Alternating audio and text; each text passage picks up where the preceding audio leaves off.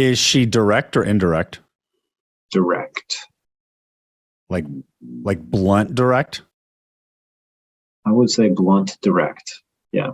Okay. Like Donald Trump blunt direct? Yeah, a little bit. There's also some passive aggressive stuff in there, but it's like both. Sounds like so. The reason why I said Donald Trump is because like in disc profile, he's like one of his super high D. I don't know if you know disc profile, but you got dominance, connection, stability, and rules, right? And then if you get like if you took a 10,000 disc assessments and you had all the 99 Ds, like Donald Trump would be on the top of that. On the top of them, yeah. I think she would probably be a high D also. That's why, and everybody thinks his bluntness and his rudeness is a Donald Trump trait, but it's actually not. It's a high D trait.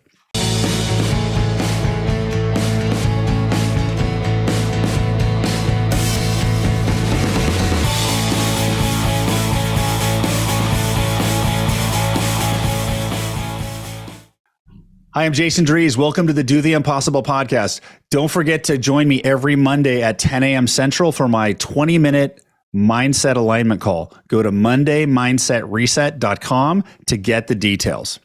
Today, it's going to be a great session for you. I've got Joe with me. Joe is another fellow member of GoBundance, husband, dad, married for 15 years now. And get this, he's been to 40 countries. And currently in Charleston, South Carolina, was in management consulting, now is on a different venture journey of acquiring businesses and expanding his own personal empire. Joe, how are you doing today? Good, Jason. How are you? I'm good. Yeah. So, how's the weather in Charleston today? First hot day, actually. I feel like spring broke and now we're in summer and dreading the rest of the next few months, actually. So, yeah, I'm in Austin. We got a little rain. This year has been, we're just starting to get hot. Last year we had triple digits in March. So, a little different here. So, What should we talk about today? What do you want some coaching on? Ooh, man, I've got a couple things going on. I'll give you like a quick context of one in particular that I'm having a hard time navigating. So, one of the businesses that I own, I actually am a 50-50 joint venture partner in. Mm-hmm. It is my other partner is a large health system. So this large $4 billion company owns half of the company. I own the other half. Mm-hmm. And we are actually in negotiations to merge our business with another technology company. They want to acquire us. Mm-hmm. The right thing for the business, be great for my team, good for the company. Could potentially be really good for me and for the health system. But the health system is just big and bureaucratic. And despite being 50-50, I feel like the tail of the dog sometimes. And they're kind of not letting the process take its course. I've had just generally a lot of challenges with them as a partner since the beginning of our relationship. So this is just the next thing to navigate, but this one I really want to push through. So it's the right balance there, I guess. Okay. So that's your situation. What do you actually want coaching on?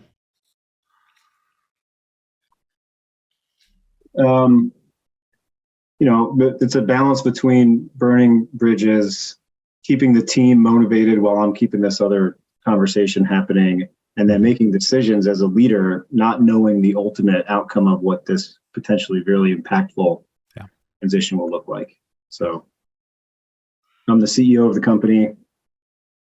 Everyone sort of leans on me for those things. So yeah, I think it's that uncertainty and how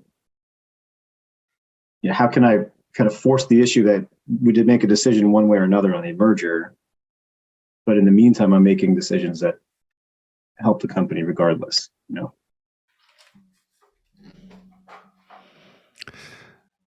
Okay. Thank you for explaining the situation further. How can I help? What do you want to change or what do you want to be different? I guess I don't know how to get other people to react for me or to act on our behalf. So give me an example of a person you would like to act on your behalf. Let's see, like the CFO of the $4 billion company that is on the board of my company to actually like do what I need her to do, or the legal counsel who is dragging her feet because she's not getting the right direction from her folks. Am I not being helpful? No. I'm listening, and coaching is a process. Sometimes it takes time to figure out what the issue is. Yeah. Because right now I hear like you're a partner in one of your business. Now, is this, how much of the time of your time does this business normally take up? This is the business I spend the most amount of time in. It's probably 50% of my time. Okay, so 50%. So this business, you have a large partner, and there's a negotiation going on, and there are resources within this. That's CEO and CFO. Are those in your partner company, or are those in the acquisition company? In the partner company. Okay. Yeah. And you want them to move faster? Is that what you're trying to do? Yes. Yeah. Do you have the ability to make that person move faster? Only to some degree. Okay. So can you do anything differently to make that person move faster? Yeah, I mean, I think I need to. So that's what I need help with, is like, what are some of the options of getting them to move faster without disenfranchising them? Do you know why that person is moving slower than they should be, or than you want them to? I think there's probably two main reasons. One, they're part of a large bureaucratic, big system and organization that has committees and councils and things that they need to go through. Yeah. And this is probably, for all of that, a small, relatively unimportant component in the terms of that system. So if they have to go through some internal approval process, we're probably 28th on the priority list. Okay. Have you asked this? Are you asking, does this person need to do a specific thing or like a series of things? That's another good thing, is I'm not 100% sure. I thought the next thing was just one thing, but now the more I learn, it sounds like a series of things. Okay.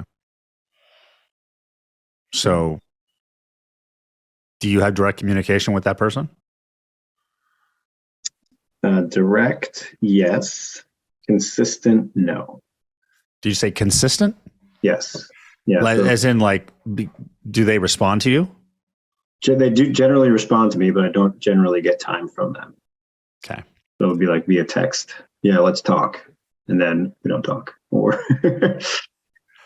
our monthly meetings get canceled 2 out of every 3 months. How much time do you need for that person? Is it like over a week period, or is it like you need to crank something out in a day? Yeah, I think it's probably more like a crank something out in a day. Okay. So have you been as clear and specific of your needs as possible? I think so, but I could have a blind spot there. Well, have you said, I need these things done today? Can you help? Can you get them done? Yes. And then what happens? I would get a response like, let's talk this week. Okay. Then how do you respond to that? I try to shake another tree, a different tree. Can you go to that person's assistant and say, when can I get on their calendar? Yeah, I probably should do that. Yeah. What's the worst thing that's going to happen? Everything stays the same. Okay. So this CFO at a $4 billion company is probably used to people being direct. Yeah. Probably not that emotional as a financial person. So being direct and clear with your needs you can try what you can try. Yeah. Is there anybody else who has influence over that person that could make them move? Yeah, that's the avenues I've been going through when I get kind of deflected. I guess I just wonder if I'm trying not to put all my eggs in this one basket of this acquisition and merger with this other company. So I'd like to know which way we're collectively going to move, because it's hard to make the operational decisions. Like, I don't care if it takes a long time, but there's so many other things happening in the interim. Like I'm signing partnership agreements with other companies that would be competitors of the company that's buying me. That seems a little odd if I have a high level of confidence that the merger is going to go through. If the merger doesn't go through, it'd be the right thing for the company, so for my company. So Yeah. Yeah. But even if the CFO is saying yes, doesn't mean the merger is going to go through. True. No, absolutely true. Yeah. It's going to take another couple of months to get it done from where we are. So how are you feeling about this process right here in this situation? I'm feeling excited about the opportunity that the acquisition provides the company. Mm-hmm. I'm feeling discouraged about the nature of the working relationship I have with my current partner, and like anxious to get out of that. So is the person, can you sell your half without their approval? No, I cannot. Okay. Actually, yeah. Not without their approval. Will they buy out the other half? Buy you out, get you out of there? I'd rather buy them out, but okay. Yeah. So I think they probably wouldn't, but it's not off the table. If they kind of killed this opportunity for us, I might say, this isn't working for me. You guys take my half and carry on. What does your gut say about this deal, this merger? Yeah, my gut says it's the right thing to do. I'm sorry for cutting you off. No. Does your gut say it's gonna go through? They're gonna make it happen, or they're gonna screw it up? My gut says they're going to, but the more time that goes by, I think like time kills a lot of deals. So, that's the one thing that I'm aware of. I think they're trying to play a game, a timing game. Like let's hold off and see if we can get more for it. Wait. And who do you think that play is coming from? If I had to guess, it's coming from the CFO. Okay. Where's the CFO located? In Charleston. When's the last time you sat in person with that person? Probably about a month ago. Okay. Maybe that's another thing to do. When the CFO said, let's meet this week, you have the text message, right? Yep. The CFO's assistant, secretary. Yep. Yay. Get them on your calendar in person. Seems like you're waiting. That's another thing. I'm like scared to hang out with her. With him? It's a female. She's a bully. She's a bully? Yeah. Then put your armor on. Yeah. Do you let yourself get bullied by women CFOs a lot? No. How come in this situation? What's it about this? Yeah, it's a good question.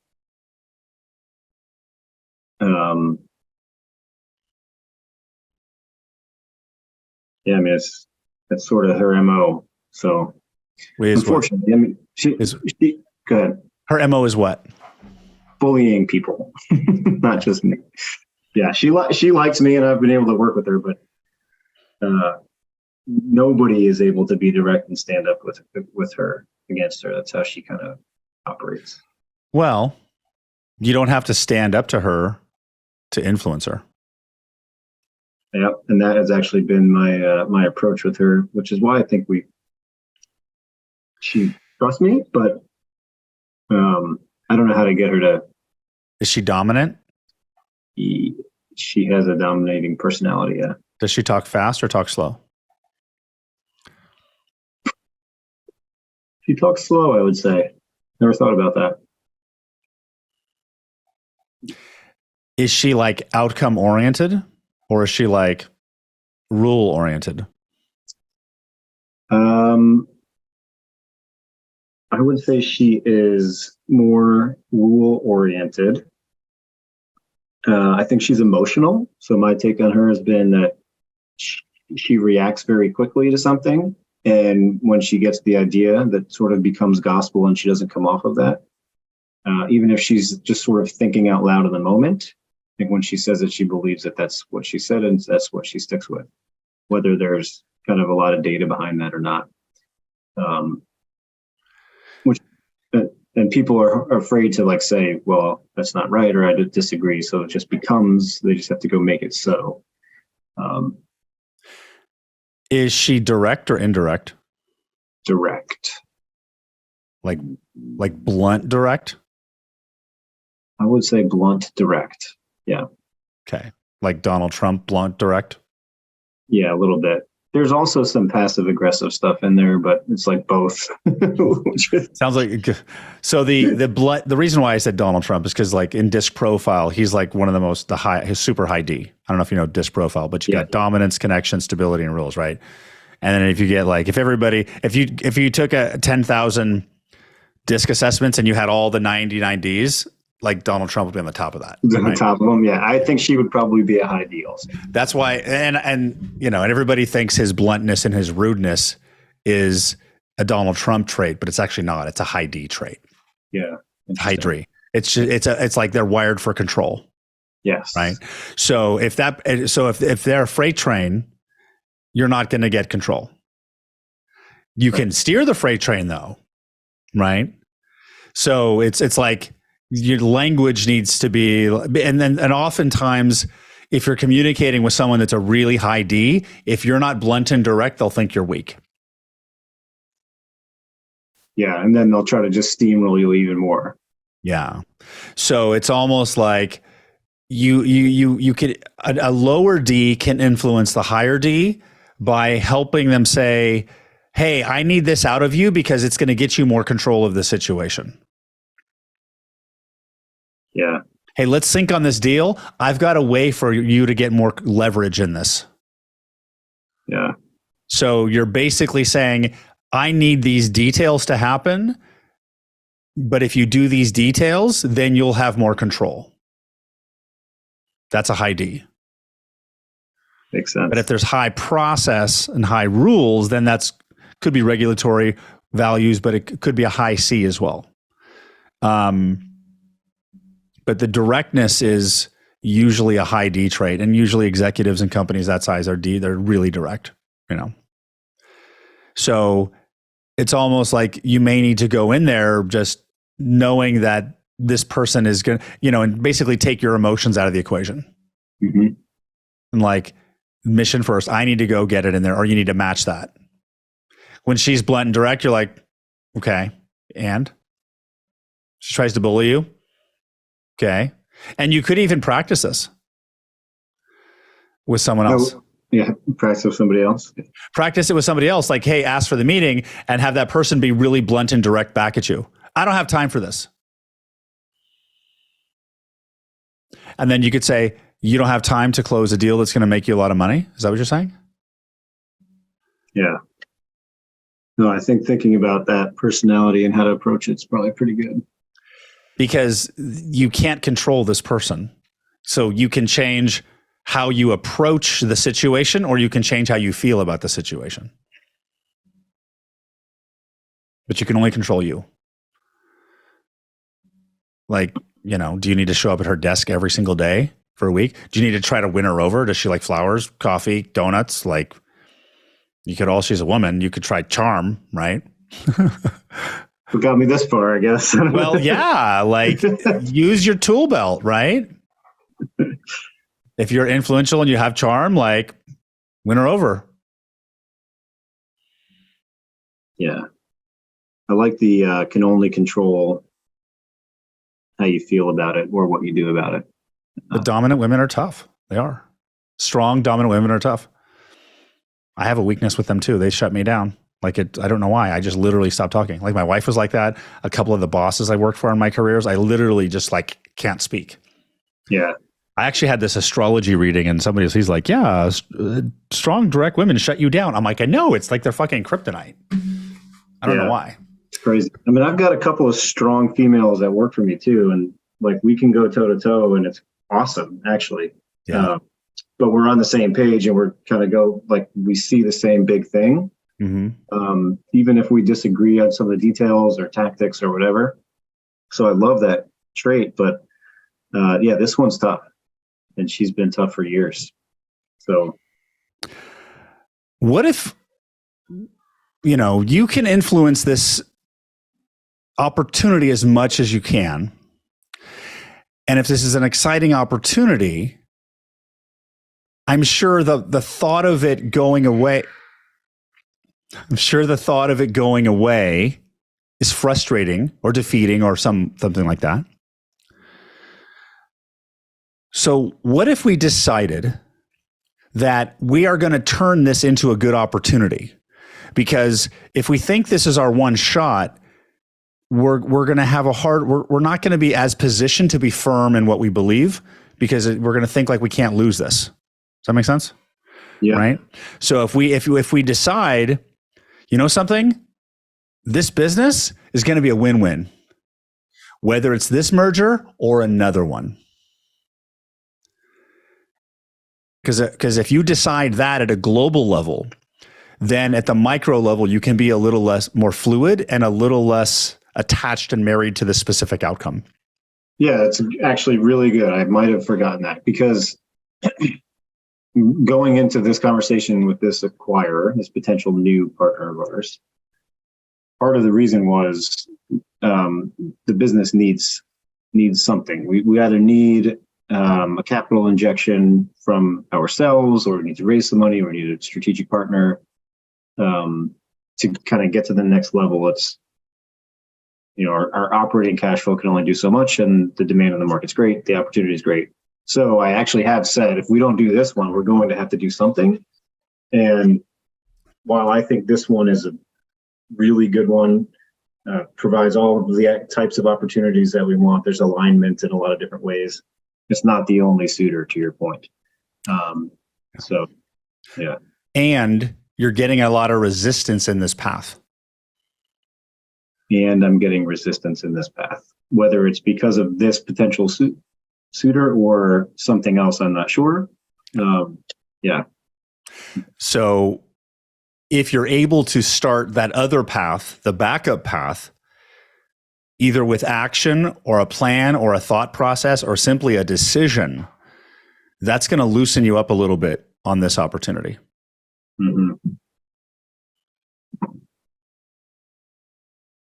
Because you've been trying to push this person for a while, but this person doesn't control your success.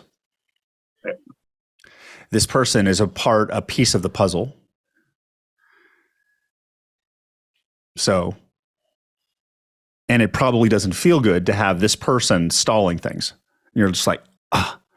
So maybe you decide that I'm not going to be in a situation again where a person like that can stall my success. So I'm going to work hard so it's never going to happen again. And regardless of what this person does, I'm going to make it successful anyway. Yeah. I mean, that's probably another good learning lesson here is I knew there was going to be some challenges going into the relationship. There's no question. Just because it's large behemoth organization and then just me. So, yeah. That's pretty heavy weight on the other side of the seesaw there. But it has been difficult to not be able to move with the nimbleness that they wanted me to, just because of their own internal structures. So, yeah. Yes. Who you do business with is a lesson that entrepreneurs will learn, hopefully not too many times. Yeah. I don't regret it yet, but So put yourself in a frame or in a point of view where you'll win no matter what. Yeah. And if this deal falls apart, it means that something else was supposed to take its place. It's even better. Now, while that opportunity may be your best opportunity right now, maybe that person's always going to be that way. And maybe this business is just going to be this as what it is. And that maybe means you move yourself into a way where you don't give it 50% of your time. Yeah, exactly. Yeah. Yeah. I mean, actually, that's a great plan B or C, is just grow to the point where I can replace myself in it so that it's going to stay generally the way it is. Let somebody else deal with it. Yeah. Yeah. Okay. And I would give it definitely one more challenge at influencing that person. Like, what do you have to lose? No, I will. Yeah. Okay.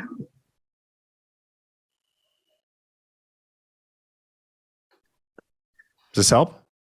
Yeah, this was great. Really good stuff. Thank you. Okay. You clear on what to do next? Very clear. Yeah, I've got some great notes. Awesome. All right, Joe, great to connect today. Yeah, Jason, appreciate it very much. Good seeing you. Thanks for watching the Do the Impossible podcast. I'm Jason Dries. If you'd like to get your own experience of coaching, go to freeintrosession.com and my team will give you a complimentary introductory coaching session and help you uncover your own impossible target. Until our next episode, as we continue this dive into human greatness, I'm Jason Dries with the Do the Impossible podcast. Take care. Bye-bye.